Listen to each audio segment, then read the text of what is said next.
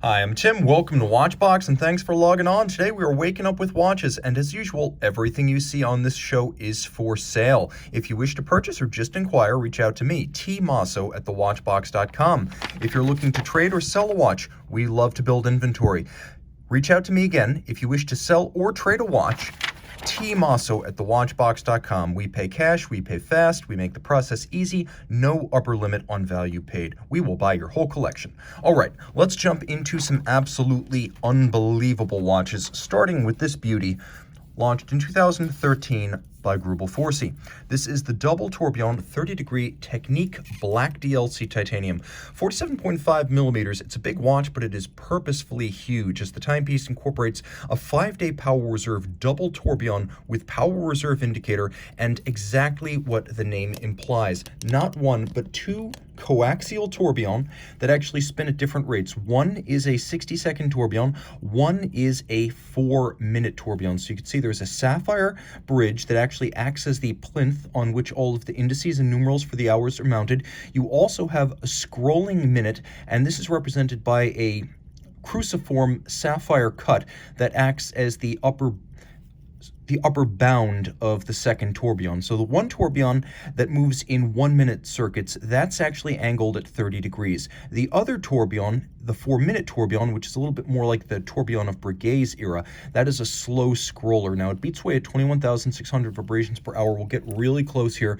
so you can see it more easily, and I will remove the crown. My hands are manicured nice and close, so they'll be comely for your enjoyment, but you will have more nail and thus withdraw that crown more easily. Now, as you can see, the finish, everything, all the finish is as good as it gets. The bridge for the tourbillon is entirely black polished, and you can see it includes 4 interior angles where those bevels meet. It is rounded on its edge. It has mirrored anglage. The tourbillon carriage internally features a rounded cage, and then you can see that the cage is relatively tall with pillars on the side that have themselves been beautifully hand finished.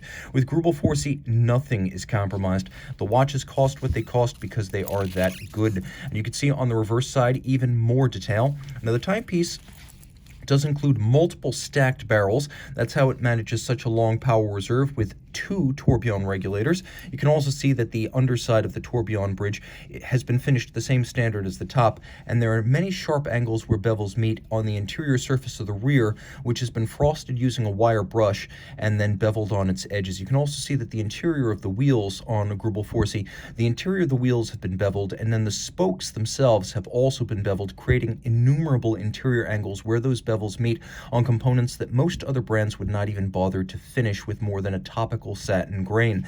Now you can see that there are fired blued screws, but also black polished screws, all of them executed with mirror shine on their top and alternately fired, blue, or polished black. There are jewels set in golden chaton, a nod to the pocket watch era of manufacture in La Chaux-de-Fonds, where Grubel is located.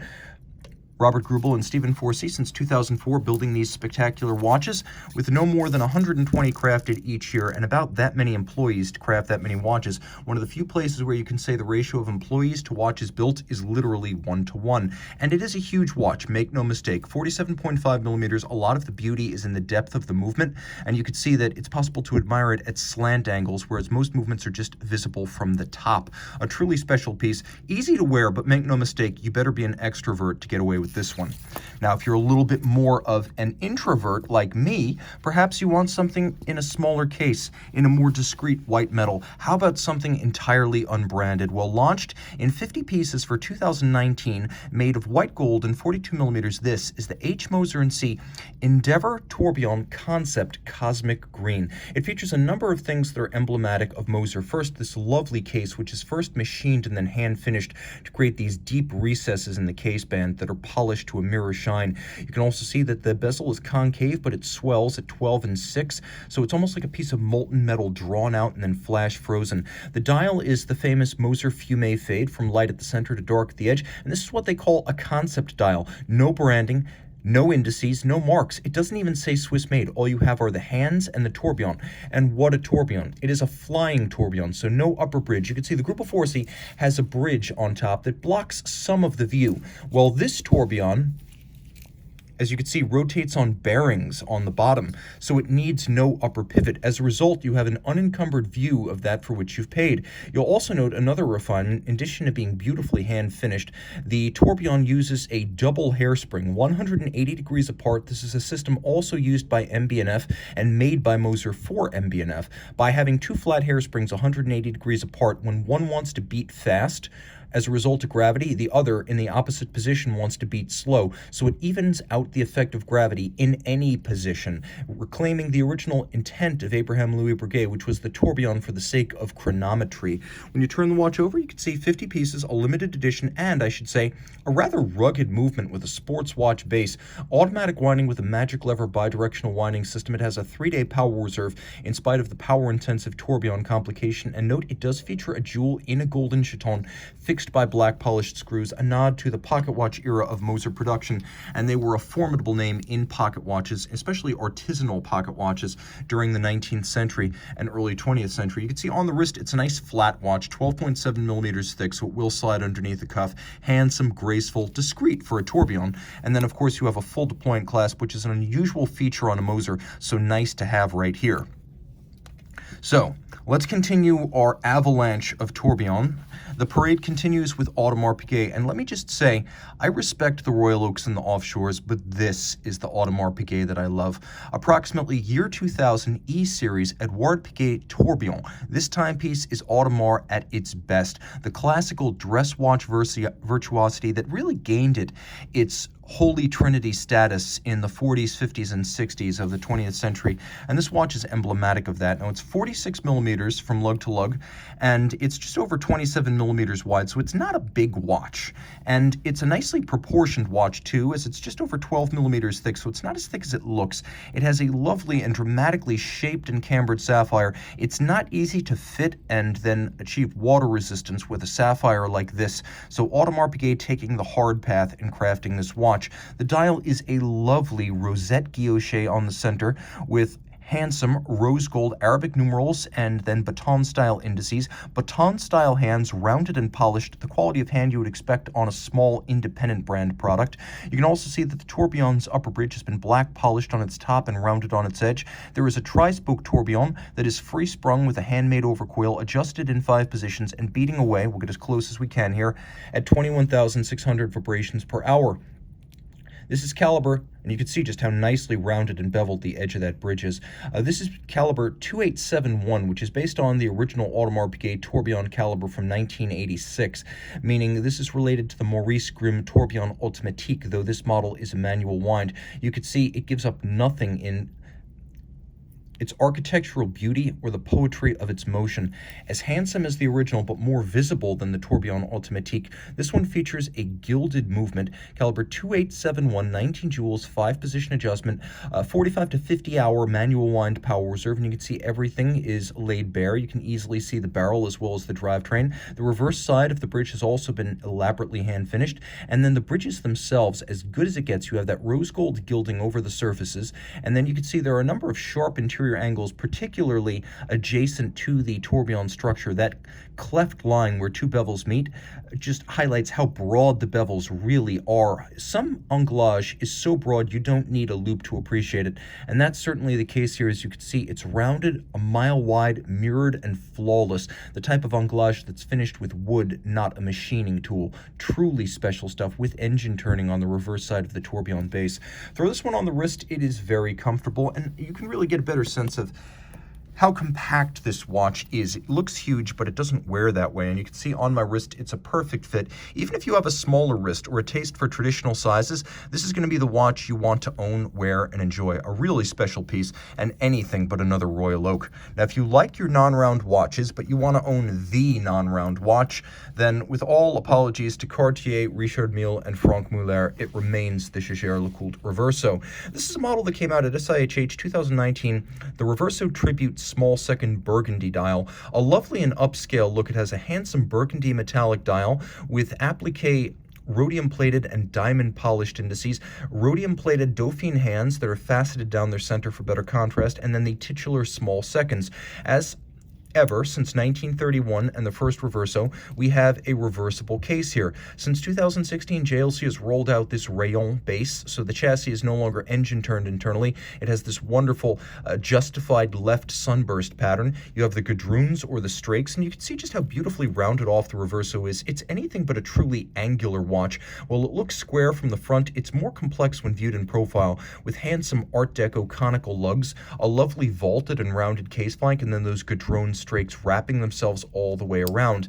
The watch, as you can see, and you can see me behind my camera, it is black polished on its reverse side. The better to engrave, enamel, or perhaps lacquer, this has always been a platform for customization, and JLC will do it for you. They have designated folks at the manufacturer who will take your watch back and customize it. Inside, manual wind caliber based on the 822 that debuted in the early 90s for the first Reverso Grand Taille, and this watch is not all that different from the Reverso Grand Taille in size. A little bit bigger. It's about 45.4 millimeters from lug tip to lug tip and 27.2 millimeters from side to side. It is 8.6 millimeters thick, and it has a number of nice features, including pull-tab spring bars, so you can quickly and easily remove the strap, and then you also have a push-button system that allows you to remove the clasp from the strap. So it's got a system whereby you can completely swap the strap without any tools.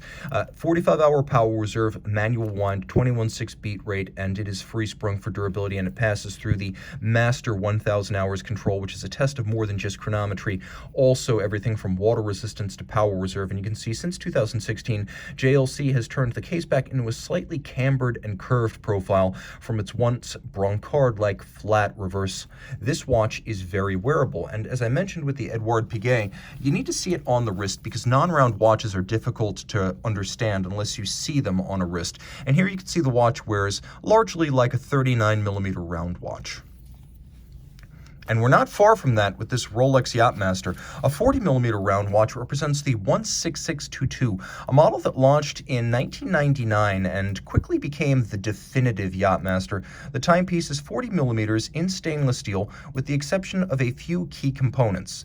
And those components are the dial and the bezel. The dial is really something else. It's a lovely sand grain-like surface, so it's what you might call opaline, slightly granular or rusticated, and it is made of platinum. The dial is solid platinum, and so too is the bezel, which, because this is a yachtsman's watch and not a diver, it can move in both directions. So you have a platinum bezel, a platinum dial, a few well-chosen shocks of red, and the Yachtmaster used larger plots and indices long before the Submariner adopted them, making it a sort of prototype of the modern maxi dial that later found its way into the Sub in 2003 with the Kermit. The watch is nice and slender, under 12 millimeters thick, 100 meters water resistant, 48-hour power reserve, automatic winding, very accurate as a COSC chronometer, and the watch is appropriate for just about any occasion as it wears well on a small wrist. It easily slides underneath a dress cuff. It's water resistant enough, shock resistant enough, and anti-magnetic enough that it can be your sports watch. It really is the all-around Rolex and one of the best balanced timepieces you can buy. A real all-arounder, fit for him or for her. It also has a case band that's just inherently more graceful than what you'll find on a Sub, although they're basically the same size and similar in function. Here we have a case that owes more to the design of the Daytona than it does to the GMT or the Submariner, and that is all to this model's credit. Jumping into the world of the wacky and wild, we go from a granular dial to a granular case, media blasted and blackened titanium. This is a model that came out for 2020, now available pre-owned, the Zenith Dayphi El Primero 21 Ultraviolet, taking the Dayphi El Primero 21 that debuted back in 2017, and it is here reimagined as a remarkably polychromatic take on Zenith's famous dual movement, dual barrel sports complication. So the watch, we will fire it up here, is a 1/100th of a second Tourbillon. There are two separate movements. One is the standard El Primero. This has an unlubricated silicon escapement, 36,000 vibrations per hour. The second, and you can see it well underneath my finger on the reverse side, there is a second escapement that is 360,000 vibrations per hour. One mainspring barrel, which automatically winds, powers the timekeeping functions. The other mainspring barrel powers the chronograph. So you have a 50-hour power reserve for the chronograph,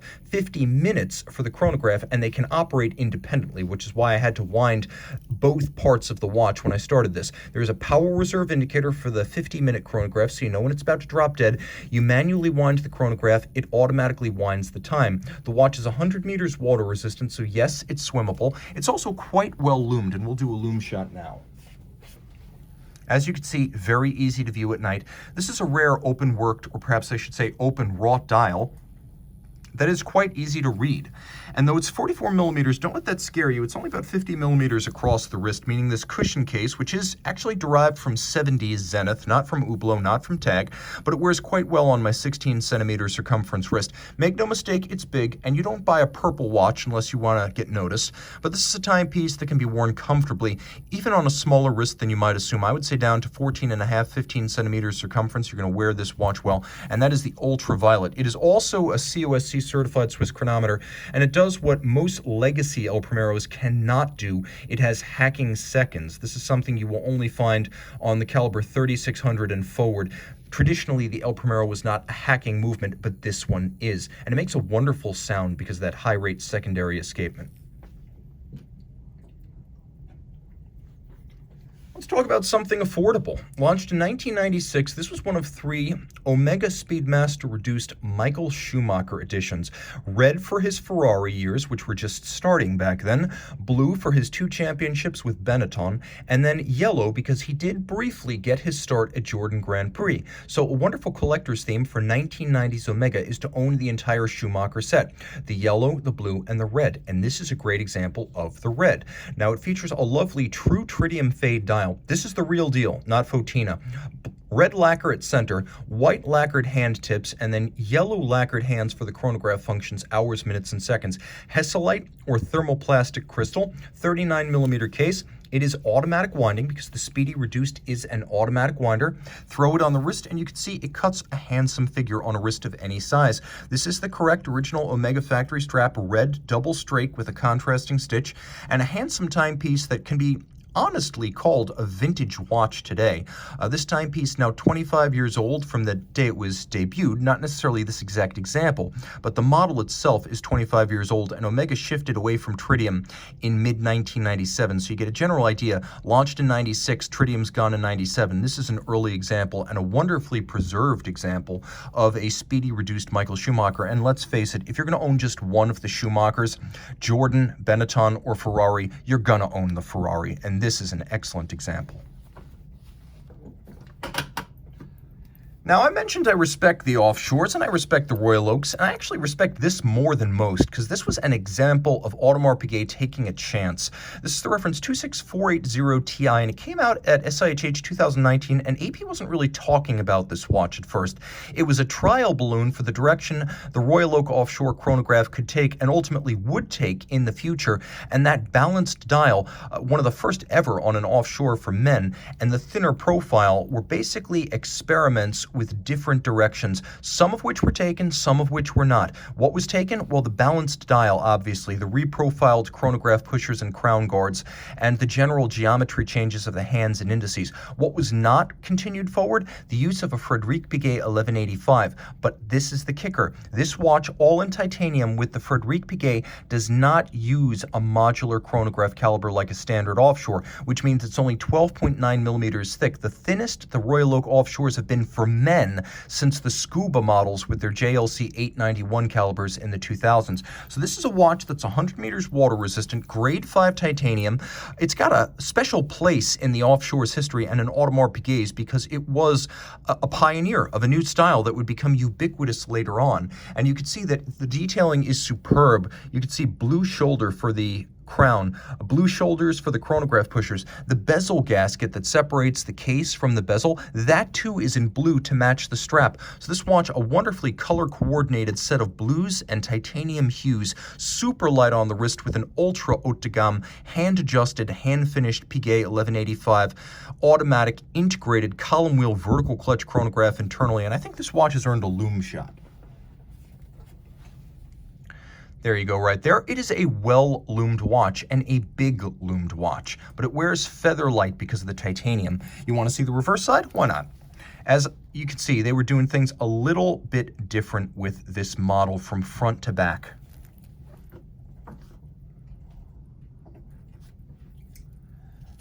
Let's talk about Patek Philippe. Ironically, a Patek Philippe that's better illumined than any of the sports watches on the table today. See what I mean? No joke. This watch, launched in 2015, is the Patek Philippe Calatrava Pilot Travel Time.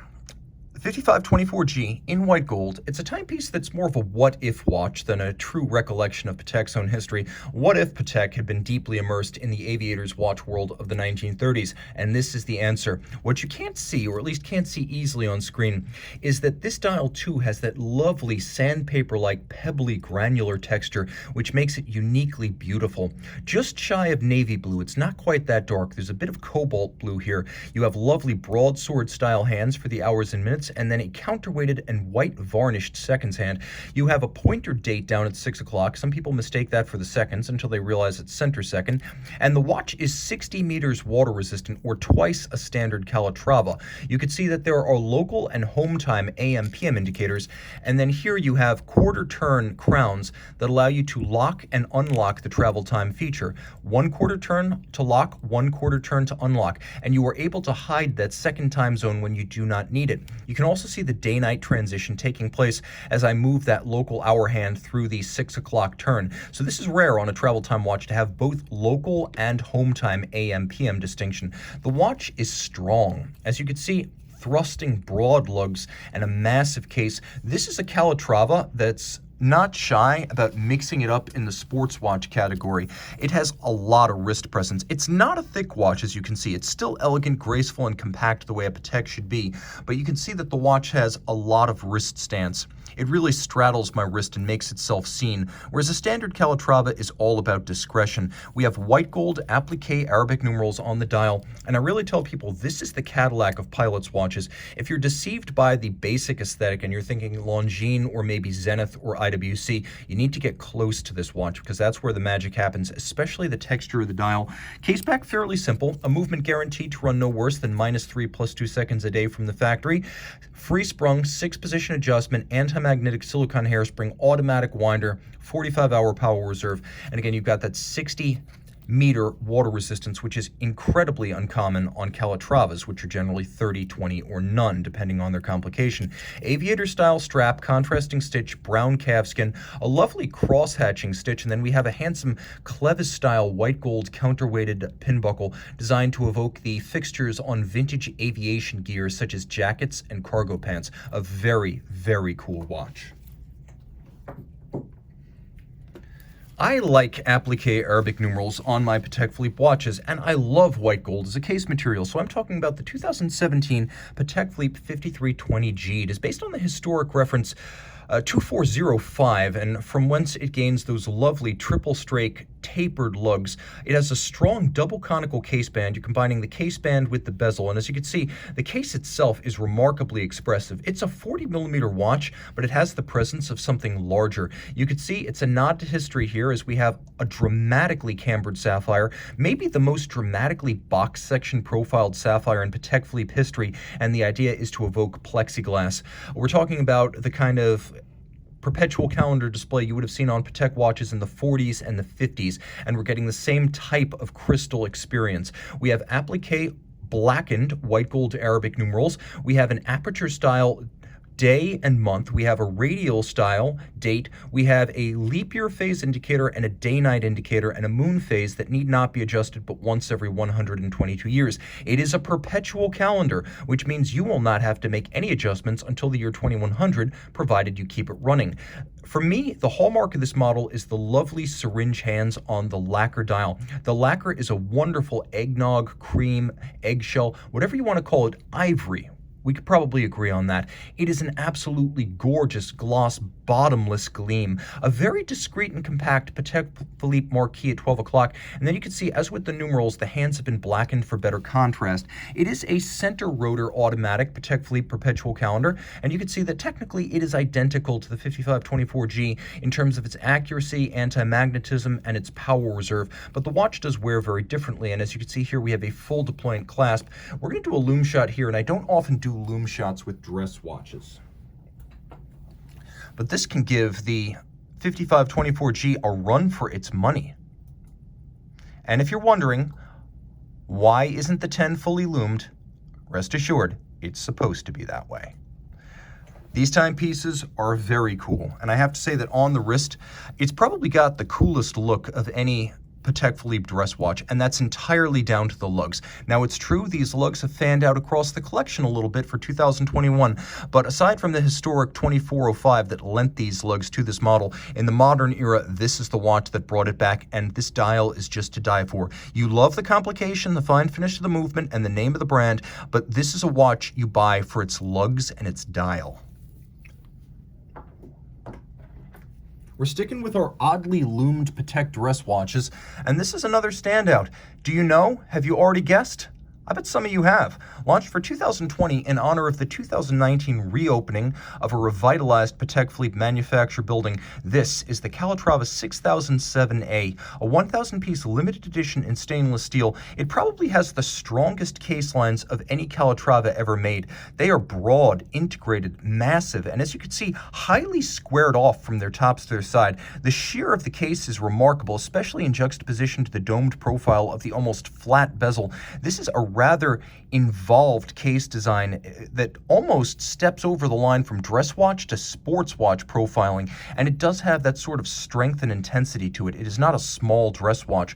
At 40 millimeters in diameter, it is still under 10 millimeters thick, so it's a nice flat watch with a lovely slate blue metallic dial, and we'll get a little bit closer here. You can see there is a cross-hatching pattern at center. I call it a basket weave. Patek Philippe calls it a carbon pattern, but make note, it is a metal dial, no carbon fiber here, radially arrayed and fully loomed white gold Arabic numerals. I love that. It's got shades of the 5000 and the 6000 and the 6006. A really good looking watch with a sporty air about it. White varnished hands, and then of course we've got a lovely sort of brushed concentric grain underneath the hour track with your Arabic numerals in white outboard for reading your minutes and your seconds. Again, this is a watch that features the 324 automatic, so 45-hour power reserve, -3 +2 seconds a day, silicone hairspring, anti-magnetic, very reliable. But this watch is all about its transgressive case that, again, almost oversteps the bounds of dress watch profiling into the strength, force, and presence of a sports watch.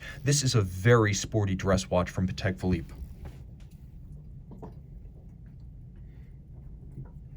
That said, Vacheron wants you to remember that they too do steel dress watches. And while that 6007 in steel was special, frankly, between that and this, I would rather have this. Launched in late 2017, this is the Vacheron Constantin Historique Complete Calendar 1942. Based on the historic reference 4240, which would have been powered by a Jaeger LeCoultre movement in the day, it is a lovely 1940 style 40mm stainless steel Vacheron Constantin complication. Now you can see it features a strake style case with those deep gadroons, and my goodness, are they pronounced here. They're subtle on the Reverso. You can see them here, the engravings, but here they have 3 dimensions. They're voluminous and gorgeous. Corne de Vache, or cow horn style lugs. This watch has a lovely sunburst champagne dial center with a blue on white printed radial date, and then you've got your blue on white printed day and month. It is a triple calendar. Lovely little baton style hands, almost needle hands for the hours and the minutes, and a radial date that is red varnished on its end. Turn it all over, you've got a Vacheron movement, and it is Poinçon de Genève. It is Geneva hallmark, which means you've got the mirrored anglage, which is broad, glinting, and gleaming on the edge of the barrel bridge underneath my finger. A traditional center wheel architecture a la pocket watches. There's the Geneva hallmark. But take note, there's the Geneva hallmark as well, as since 2012 it has been a full watch attestation of quality. So you have a Geneva hallmark stamped case and movement. Now I'll also mention this, the watch has a 65-hour power reserve, which means in spite of its relatively compact dimensions and the fact that it is a relatively anachronistic center wheel style architecture, the barrel is not small. It's not crowded off to one side of the movement. So you wind up with a superb power reserve of 65 hours, And Kari Voutilainen has in the past commented favorably on this movement, both in terms of its architecture and its finish, and it leaves nothing to be desired. You can see the Côte de Genève are a mile wide, luminous and gradiated from dark on one side to light on the other. We have guide pins that are used to place some of the bridges, and they have been black polished on their top. We also have black polished countersinks for jewels as well as screws, black polished screw tops, and once again, the anglage on the bridges is gorgeous and bright enough that you don't need a loop to appreciate it. I'll throw this one on the wrist. It's really got a lot of presence. It's not as big as the 6007 because that's an extraordinarily big dress watch, but the watch does have an ambiance of antiquity about it that endears it to me. I also like the fact that Vacheron went with possibly the world's most, I'm going to say, probably the world's most idyllic vintage font. There's something about these numerals, especially the open 9, that just grabs me, captures my imagination, steals my heart, and runs off with both of them. This is a beautifully considered watch in every detail. Let us decamp to Saxony and East Germany, where Lange is always doing beautiful things. This model right here, 39.5 millimeters in white gold, is the Vacheron Constantin, Lange Sohne 1815 flyback chronograph. Now, this is the black dialed version. This was one of the later evolutions of the model that came out in 2010, which many consider to be a little too austere compared to the original 1815 chronograph, so changes were made. We gained a darker dial to add a little bit of visual force, and we gained a pulsation scale, which can be used by doctors to gauge the pulse of a patient in conjunction with the chronograph operation. Now, the watch here, 39.5 in white gold, is mechanically identical to the datograph with the subtraction of the date and the power reserve, with the result being that this watch is much thinner in profile. The case, though, is gorgeous and handsomely finished. The dial is black galvanized sterling silver, and as you can see, it is a flyback chronograph which you can reset and restart without first stopping it, the better to time events that occur in rapid succession. Flip it over and things get even better. You can see this is the caliber 9515, 60-hour manual wind power reserve. It has a column wheel, lateral clutch layout. Everything that's silver on this case back is steel. Everything that's golden hued is German silver, which is actually an alloy of nickel, copper, and zinc, with the copper giving it the golden hue. You can see that the balance cock has been freehand engraved here. It's 5-position adjusted like a chronometer with an overcoil hairspring, hacking seconds, and a big slow beating balance that oscillates away at 18,000 vibrations per hour. Now you can see both polished black screws, which are used for adjusting the time teller and the chronograph, and then blued screws, which are fired blue. Those are used for fixing components in place. You can also see that the clutch for the chronograph has a number of sharp inward and outward angles, and that hasn't been executed in brass or German silver. That's all been done in steel, which is extraordinarily difficult to finish in minute details, really to finish at all. So this is an incredible feat of craft art. You can also see that not only does it have anglage on the edge of the bridges, but also on the edge of the steel chronograph components really lighting up here. This is not what you expect in the luxury class. You expect, frankly, a lot less. The fact that every Lange watch includes the details speaks to their uncompromising standards. It is truly the best watch you can buy for the money. Grubel Forsey, de Bethune, perhaps Chronometrie Fernand Berthoud, they might do a little bit better at the top end, maybe that 5 to 10% more, but you're going to pay a lot more than 10% more for those watches. So if you want close to this level of finishing for a fraction of the price, you can't do much better than these guys. That said, there is a model that I prefer on the table today, and that is the 2016 218 piece 40.5 millimeter white gold Richard Lange Pour le Mérite, a successor to a watch that came out in platinum and rose gold for 2009. This is the better version because of the white metal case and the black dial. True, the original from 2009 included a enamel dial, but this one is sterling silver and black galvanized, and when you combine the color with the precious metal base, I find this just as charismatic, perhaps more charismatic even, than the enamel dials, which are lighter in color and less forceful in presence. The watch does feature hacking seconds, but all of the features, so to speak, are on the reverse side, where we have a fusee and chain. Now, the Fusée and chain is a late Renaissance constant force device that works like bicycle gears. As the barrel loses mainspring torque and discharges its potential energy, it will have less force. As a result, less force will reach the escapement. As a result, the balance will lose amplitude and the watch will slow down. But with the Fusée and chain, as the barrel loses its force, it pulls a larger diameter of the Fusée, which adds mechanical advantage, increases the force, and ensures that the balance for the full 36 hours of the power reserve of this watch will maintain constant amplitude. Now, the watch also has a stop works, so it will stop running the instant it no longer has enough energy to maintain constant amplitude. As a result, the first quarter turn of the crown will start the watch, which is an uncommon experience with manual wind watches.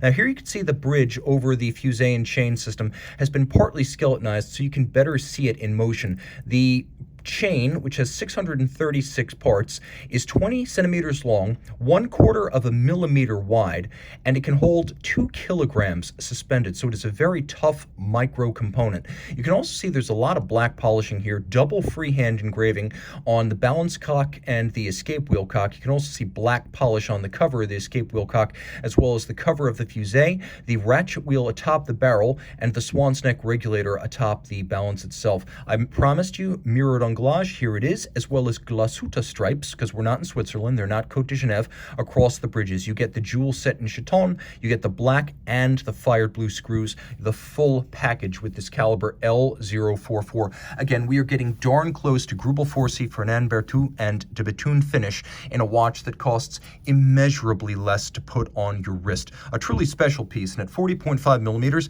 just about every wrist size is welcome to play. Now, if I'm not finishing with a Grubel, an AP Tourbillon, a Moser Tourbillon, or 2 Langes, to say nothing of 3 Pateks, what could possibly be last on the agenda? Well, how about something we've never featured on the show?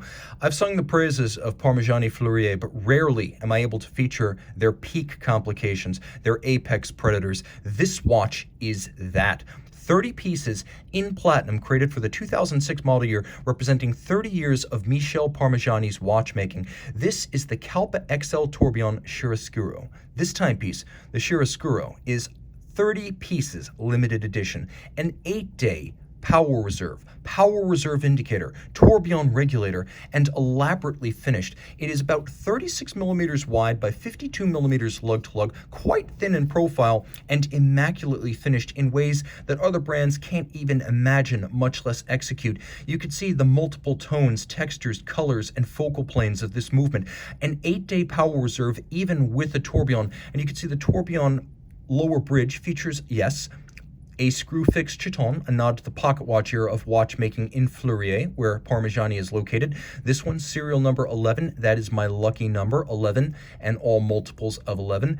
An absolutely gorgeous tourbillon regulator. The black polished cage for the tourbillon, or the bridge I should say, enclosing the cage on both sides. You can see there's satination, there's media blasting, there's mirrored anglage, the clutchless works as well as the motion works, which respectively allow for the winding, setting, and time setting of the watch.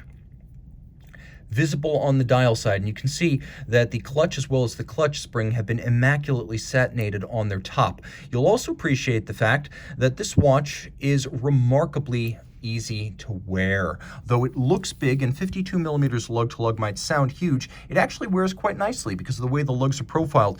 Parmigiani makes only a few dozen watches of this grade in any given year. And the nice thing about Parmigiani Fleurier is, unlike a lot of independents, which are financially tenuous, Parmigiani is a massive parts supplier to the elite of watchmaking. For example, Richard Mille. For example, any Hermès watch, as Hermès is a stakeholder in Vacheron Manufacture, a Parmigiani company, and the Sandoz Family Foundation, effectively a pharmaceutical empire acting as a patron, subsidize Parmigiani, so they will always be around. Between Hermès and Sandoz money, Parmigiani is on a financial footing that puts it on par with the big groups, but you're getting low-volume, independent craft horology. Yes, it is an 8-day power reserve, and yes, there is a power reserve indicator up at 12 o'clock. And unlike a lot of extreme power reserves, this one doesn't have to be wound hundreds of times in order to fully energize the barrel. Everything you're seeing here is the best available. The comparisons I could make, again, companies we've already talked about today, hint, hint, but If you want to compare this watch to Grubel 4C money, you're going to realize that this platinum masterpiece comes with a significant discount in price, but not quality. Reach out to tmosso at thewatchbox.com if you like what you see here. Purchase, pricing, trades, and sales. Reach out to tmosso at thewatchbox.com. Time out, Tim out, and thanks for logging on.